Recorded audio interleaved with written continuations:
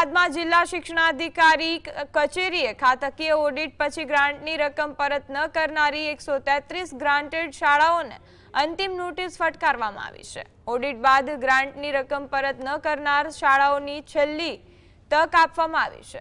છેલ્લા ઘણા વર્ષોથી સરકારી સૂચના છતાં શાળાઓએ બાકી રકમ જિલ્લા શિક્ષણાધિકારી કચેરીમાં ચૂકવી નથી, જેથી કુલ રકમ 2,91,00,000 છે। સૌથી વધુ રકમ મણિનગરની જય સોમનાથ શાળાની 62,55,000 બાકી છે, જ્યારે આશ્રમ રોડની શ્રી વિદ્યાનગર હાઈસ્કૂલની 29,79,000 રકમ ચૂકવવાની બાકી છે। આ ઉપરાંત 5 શાળાઓ એવી છે જેને 12 લાખથી પણ વધુની રકમ સરકારમાં પરત કરવાની બાકી છે। શાળાઓને પોતાના ખુલાસા રજૂ કરવા માટે અંતિમ તક આપવામાં આવી છે।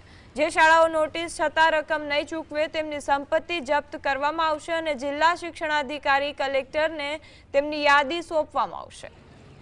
જે શાળાઓએ રકમ જમા કરાવી હોય તેમને પુરાવા રજૂ કરવા માટે સૂચન આપવામાં આવ્યું છે।